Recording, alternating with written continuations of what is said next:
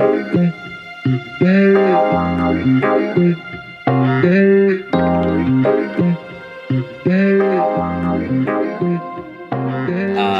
Julian Gorn. And I'm Chris Hopkin.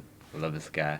I hate this guy. Today we are talking about the wonderful Don Hertzfeldt short film, World of Tomorrow. Chris, you care to introduce? I would love nothing more.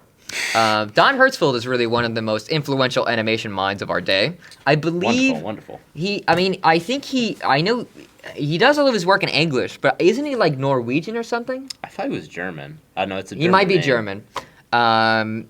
But anyhow, he's a wonderful man. He's done a lot of stuff. Everyone will tell you that I'm looking at the mic like it's something like my friend, but everyone will tell you that he has 2 Oscar-nominated shorts, but no one really cares about that. He's also, I think, the only person to win twice for Best Short at Sundance, like in a lifetime. Only animator to do so. Anyhow, but he's very talented. He did the World of Tomorrow trilogy, which we will be talking about the first of. And he also did the very marauded feature film, oh God. It's Such a Beautiful Day. Yeah. So we are going to talk about... He also did the Best Simpsons Couch Gag, Season 26, Episode 1. Watch it. You're screwed in the head that you know what episode that is. It is good, though. Homer! Okay, that was the terrible impression. Cut it out! All right. So, we're going to talk about his nihilistic fever dream. You can argue me whether it's nihilistic. We're going to talk about his existentialist fever dream, World of Tomorrow, which is about the world of... Tomorrow? No way, dude. It's about the future, and a young girl is visited by her future clone. We're going to recommend you watch the short and everything. It's a wonderful little piece of work. It's one of my favorite shorts, having just seen it recently. I saw it a long time ago. You did too. And we've both seen it recently again. Yeah. But it's a wonderful short, one of my new favorites. So watch it. It's free on YouTube, on his YouTube channel. Cool beans. Let's talk about the movie. What do you think about World of Tomorrow, mister? Hated it. Worst short film. No. He's just a liar. World of Tomorrow is a very wonderful short film. God, there's so much to talk about. It's a very dark short film, and I think that it really manages to be effective at sort of creating this dystopian picture of a future and sort of juxtaposing that with this, like, childlike mind and also with the kind of just, like, human nature. Mm-hmm. Because you definitely see a lot of humanity conflicting with sort of this just, like, world of technology. Exactly. I mean, we're talking about the film Ice Merchants, and when you talk about that film, you think of a certain level. I wouldn't exactly call it minimalism, but this is certainly a sort of level of maximalism. There's a lot of things here. There's a lot of like different symbols all over the place. So it is quite the big thing to talk about. I think he tackles a lot of themes. I think, of course, these themes obviously come to similar conclusions of this sort of idea that the man of today is one that does not admire the present. He isn't living, but instead is stuck in this massive sort of, I think Chiron labeled it society's crude architecture. But these massive systems that are so much bigger than him and that have no meaning at all. And this sort of slow traipse toward death that we try so hard to avoid. And I think for the quote at the end, it's like... The closing monologue. Yeah, what is it? I can't tell you exactly what all of the monologue is. I did write down... So when I first saw the film, I actually thought the closing monologue was meant to be sort of a thing of this idea that Emily had not changed, and this quote was wrong, but I don't think that anymore. I think I was misunderstanding it. But she says that you should not pay attention to, quote-unquote, daily trivialities, and should always live in the present rather than thinking of the future or past. Right. just like a piece of information that has appeared in her brain a long time ago. And it's interesting how we see that Emily hasn't even paid attention to that. Emily has been... Yes, she's very much sort of savoring this past. Oh, yeah, so we should say, this would be very confusing. The two characters are named Emily and Emily. There is Emily Prime, who is the first Emily, and then we're just going to call the other one Emily. So we'll specify Emily Prime is a child. And that's how we're introduced to the film. We're just in like a white void. And then we hear like a weird like machine ringing. And Emily Prime walks in. And Emily Prime is just like this stupid little child. Emily Prime doesn't make sense throughout the entire film. She doesn't understand anything. She's just a moron because children are stupid. But it's just, she's wonderful in the film. I mean, she's really natural. I'm not sure if Don Hertzfeldt just recorded a random child like rambling to themselves. But it's quite interesting. And she always just is so funny of just like naming colors. I think she just names it like brown three times in a row. I think she like at one point she sees some like technology void with like little particles floating around, and she starts like talking about how her butterflies. There's another scene when she first talks to Emily. And Emily says like, "I'm you from I don't know hundreds of years in the future," and Emily Prime just responds, "I had lunch today." Yeah, exactly. So I mean, clearly somebody. It is sort of tragic that we see this Emily Prime who is incapable of understanding this very complex. Emily basically walks Emily Prime through her entire life. And what will eventually technically become Emily Prime's life. Yeah. Because Emily will eventually live this out. Which is part of what's so like tragic and existential about it, is this fact of repetition and having to live this whole existence out. I do think it is important to add that throughout the film you have these like, so basically it's described that the way these clones work are each person is implanted with a clone of themselves, and then when their clone is born, their memories are transferred. So while Emily, the future Emily, is not technically Emily, it's someone who was cloned 3 times and has had all their memories transferred. A third generation Emily. It's a bit of a lengthy title, isn't it? So we open the movie, and we got some symbols. I wrote down a couple things. I love this idea of the black cube. Do you want to explain the black cube? Oh, okay. So, basically, Emily Prime, the modern-day Emily, this is a little convoluted, but she gets transported to this future realm, and in it, the future Emily shows Emily this black cube. You use the word Emily too much. You need to have to use the word Emily for this. Well, you're an Emily. In it, there's this black cube, and it's explained that for people who aren't wealthy enough to afford this cloning process, their consciousness is simply... I thought it was an archaic version of it. It doesn't matter. Well, no, it was based on wealth and class. Yeah. Yeah. I thought it was like the really wealthy before they had cloning would go into the cube.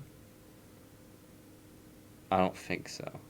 I might have misread. I'm sorry, everyone. The review is ruined. But you see this cube, and in it, future Emily says that her grandfather, his consciousness was uploaded into this cube, and you don't really have contact with him, but... He can send you letters. So essentially the cube is like an incredibly lengthy amount of time. It is an infinite oasis of nothingness that you live in forever. So Emily is talking about how nice it is that he lives forever, and she goes, "I'm going to read one of his letters." And his letter just says, "Oh God, oh God, oh God, help me, oh God."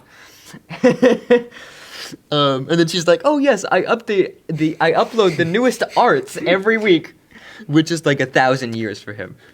The other little thing, we have this idea that you can relive the past, and the way that it inhibits is that basically people just watch like memories, or well, not memory. We'll talk about the memories later, but watching the past through like a TV screen.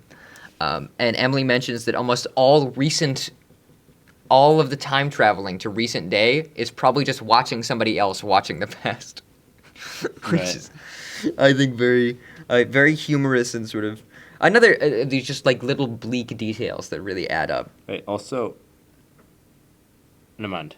Continue. Amazing. Okay, so we move on. So Emily and Emily Prime go to the outer net, and then we start moving through Emily's life, which is really where the meat of the short is. We start moving a little bit slower. Mm-hmm. The first thing we meet is David. Oh, God. So David is this exhibit in this modern art museum, and David is simply a body that undergoes all the functions of human life, but without a... I want to say without a brain. Yeah, he has no brain. It's a clone with no brain. But basically, he just stands in this kind of like vat and can be observed by anyone. And they witness him aging over time, and sort of as the witness of the art ages, he also ages, and he ends up dying at 72. But David. He sort of becomes this phenomenon that like is partially controversial, but is so like, I guess, talked about. You definitely see even like children going and like using him for anatomy lessons, which I think is quite amusing. We see a lot of people really connecting to David, which is also really tragic. This idea of he really talks about the deterioration of relationships. I mean, that's part of what the film is about. And part of this is this idea of having a relationship with somebody who is incapable of comprehending that, who you never have to visit, right? Who is just mindless, but is there. And this idea that we become so disconnected from, like, connecting with another human being. Because connecting with a human being is, like, risky, and it, like, takes work. Mm-hmm. And it's not as manufactured as everything that we're eating all the time now. So this idea that instead of actually, like, dating or loving somebody and caring about them, you go to an exhibit and you just whisper to, like, a stupid, like, a dead body hanging, not a dead body, but a mindless thing hanging in a chamber. And there's a little quote that I wrote down, which is that Emily says that people paid him a visit when they found themselves in the city and remembered he was there. Right. No one actually cares. It's this thing of just like, oh, David's there? I'll go. I'll take a look. Exactly. Yeah. But no one really cares. It's just so tragic. And I think that definitely, even though you see the kind of deterioration of people's relationships and connectivity, you definitely see people still trying to get that, even if it's in some strange form. Like, for instance, future Emily, you can see that she fell in love with this rock that she found on the moon. Okay, yeah, we're going to talk about that. Emily has quite a few weird partners. Yeah, she also, at one point, fell in love with, like, a gas pump. Emily dates a rock, a gas pump, and then an alien that comes out of an egg and can't speak English at all. Yeah. I think she also specifies that she fell in love with the rock because she had certain emotional deficiencies which she hadn't noticed. Right. So that's really interesting, and again, that's extending the symbol that I sort of talked about when we talked about David, right? Of being unable to connect with an actual human being. Instead, I'm going to fall in love with a rock because I have nothing else. This deprived sort of human contact and what that inhibits in, or exhibits in. We should also mention, I like the robot symbol a lot. Emily, my favorite scene. Yeah, Emily meets some robots on the moon, and it's her job to make sure these robots like pick up moon rocks and stuff. And they're walking around, and to make sure they can only stay on the light side of the moon. To make sure they do so, she programs a fear of death into them and tells them the dark side of the moon will kill them. And then eventually, it will. Yes, but eventually, she's told to leave. And it's too expensive to take these robots out of commission. So they just walk on the moon forever with no job or purpose, running away from the dark side of the moon. And they send depressed poetry. I didn't write any of it down. I like the depressed poem. But just the symbol of robots that are afraid of death. And just leaving them on the moon to go around forever. Without a point. I mean, like, they're living for the sake of living. It's a microcosm of this sort of human condition that Don Hertzfeldt wants to portray in the film, of this Right. idea of people so obsessed. I mean, the whole film is obsessed with how did we get to this idea of immortality? And to see these robots on the moon who are scared of death but have no other reason for being. Their being is miserable, but they Yeah. just can't die. And in the poem that they wrote, you can definitely see the robot like questioning if this cycle of just like running away from the dark side of the moon in like this kind of very primitive language.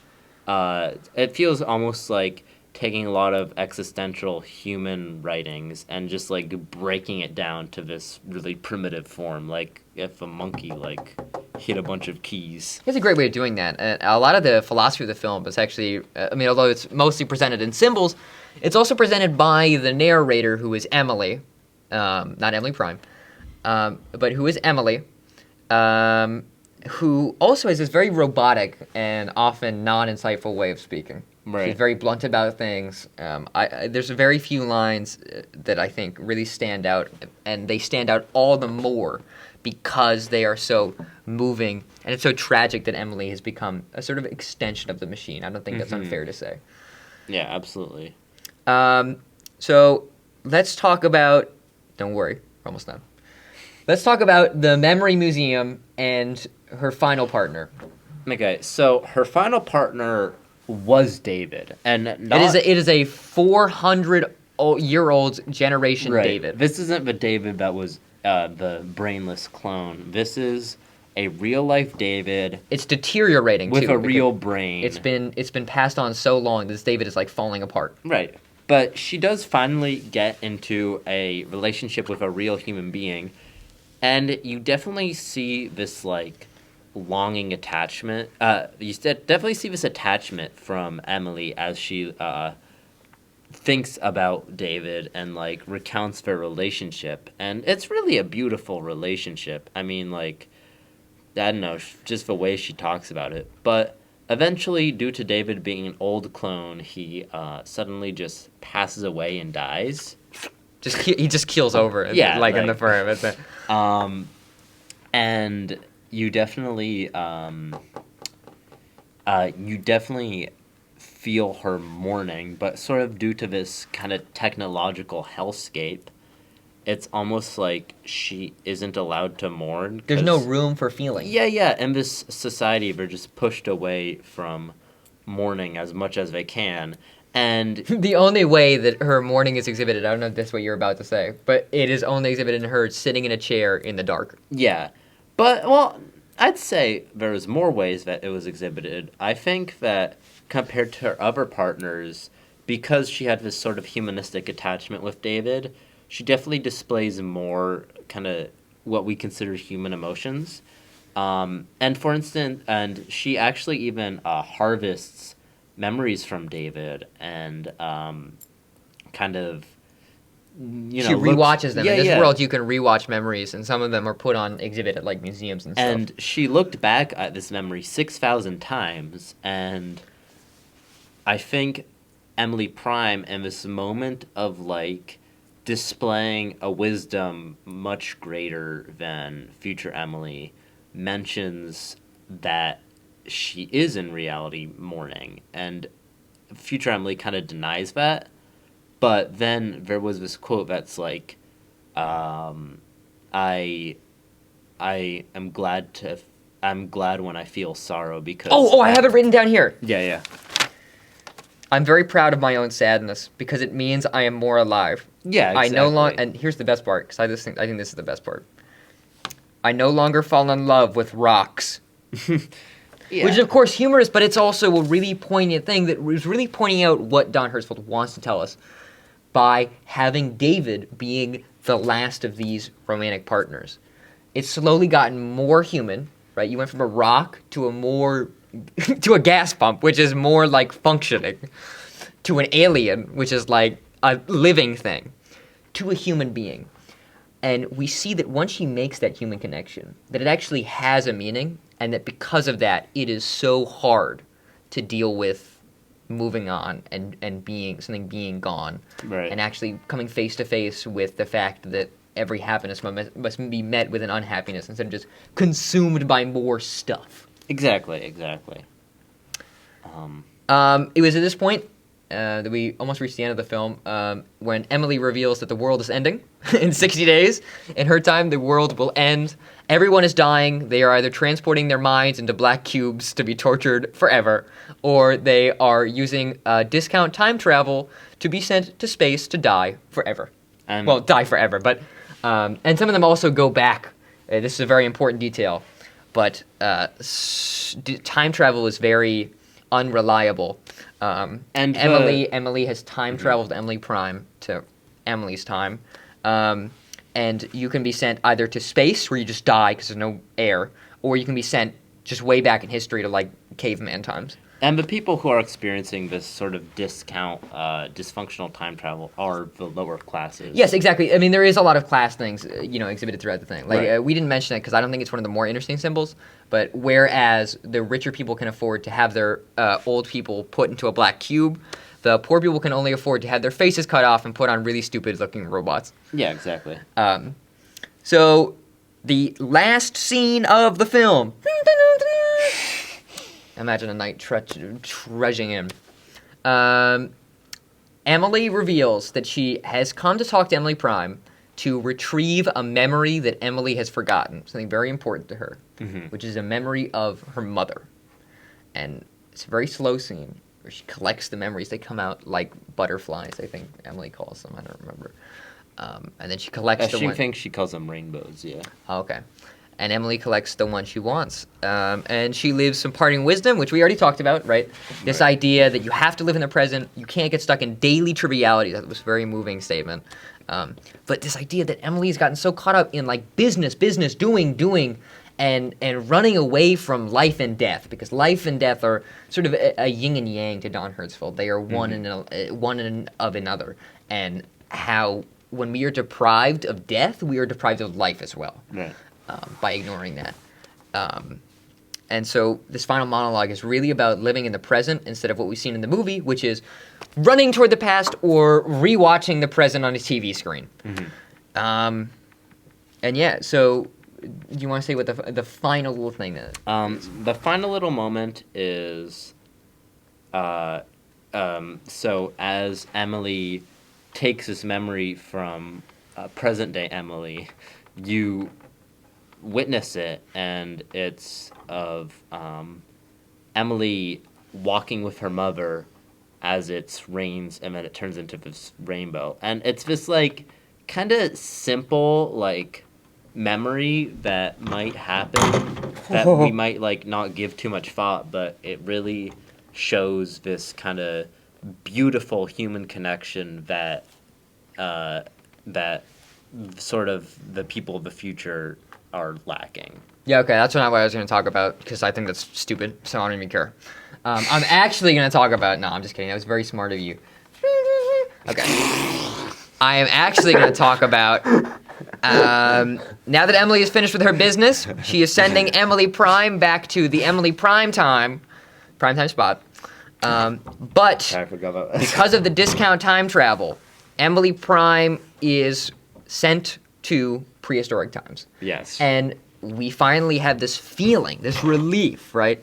That maybe the world will develop differently. That maybe we can live life and we can have death. And we don't have to run in this massive cycle of the future.